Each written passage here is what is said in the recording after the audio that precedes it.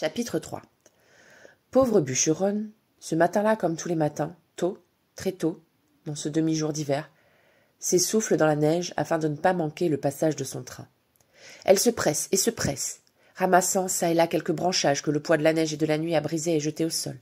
Elle court, arrachant ses pieds, chaussés de peau de renardeau retournée et façonnée par les soins de son pauvre bûcheron de mari. Elle court, arrachant les renardeaux à la neige. Elle court, et quand enfin elle débouche haletante dans la clairière qui borde la voie ferrée, elle entend son train à âner, tout comme elle, s'essouffler, gémir, ralentir comme elle, gênée par cette neige épaisse et drue qui les empêche l'un et l'autre d'avancer. Elle fait des gestes de ses bras tout en hurlant « Attends-moi, attends-moi !» Le train âne et avance. Mais cette fois-ci, en passant, il lui répond. Le train de marchandises, le convoi 49, lui répond.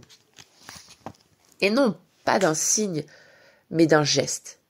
Pas un de ces gestes accompagnant le jet de ces misérables morceaux de papier froissés et gribouillés à la hâte par une main maladroite. Non, un geste, un vrai geste.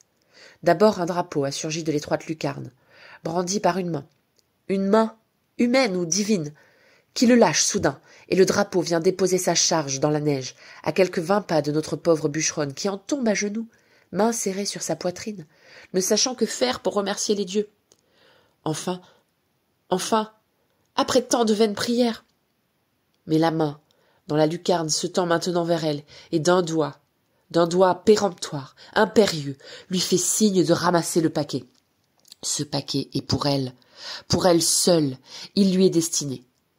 Pauvre bûcheronne se débarrasse alors de son maigre fagot d'hiver, et aussi vite que la neige le lui permet, elle se précipite vers le petit paquet pour l'arracher à la neige. Puis, avidement, fébrilement, elle défait les nœuds comme on arrache l'emballage d'un cadeau mystérieux. Alors apparaît, ô merveille, l'objet. L'objet qu'elle appelait depuis tant de jours de ses vœux, l'objet de ses rêves. Mais voilà que le petit paquet, l'objet à peine défait, au lieu de lui sourire et de lui tendre les bras, comme le font les bébés sur les images pieuses, s'agite, hurle, serre les poings, les brandissant bien haut dans son désir de vivre, torturé par la faim. Le paquet proteste et proteste encore. Notre pauvre bûcheronne serre le petit être contre elle, l'enfouissant sous ses fichus superposés, et la voilà qui se met à courir et courir encore, serrant son trésor contre sa poitrine. Soudain, elle s'immobilise. Elle sent une bouche avide qui vient téter son maigre sein. Puis cesse et hurle de nouveau, s'agitant encore davantage, se débattant, criant, hurlant. Il a faim, cet enfant a faim. Mon enfant a faim. Elle se sent devenue mère, à la fois heureuse et mortellement inquiète. Comblée mais dépassée. La voilà mère, et mère sans lait. Mon enfant a faim, que faire, que faire?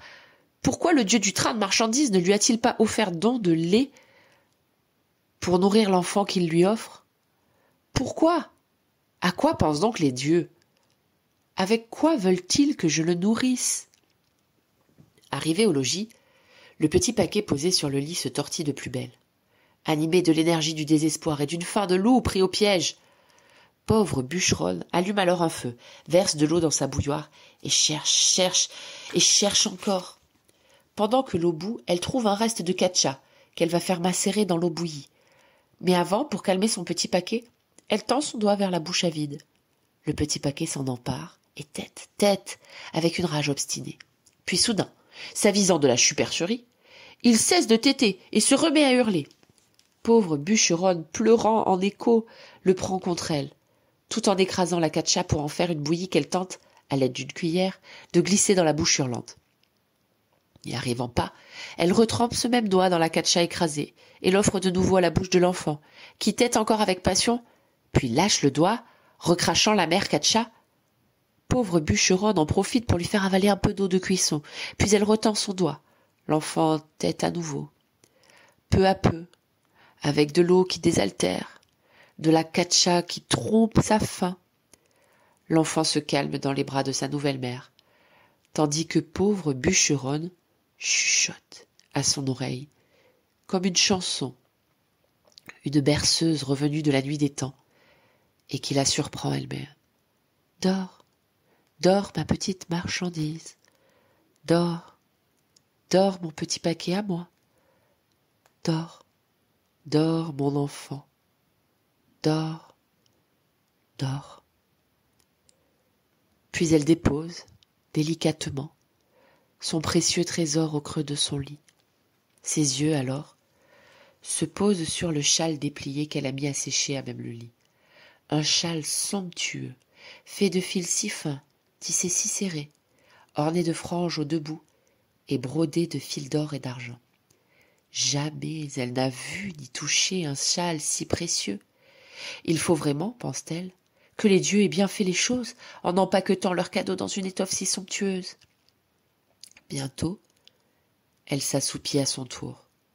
Son petit paquet, sa petite marchandise chérie, serrée dans ses bras, enveloppée dans le châle féerique. Elle dort, notre pauvre bûcheronne. Elle dort, son bébé bien serré dans ses bras. Elle repose du sommeil des justes.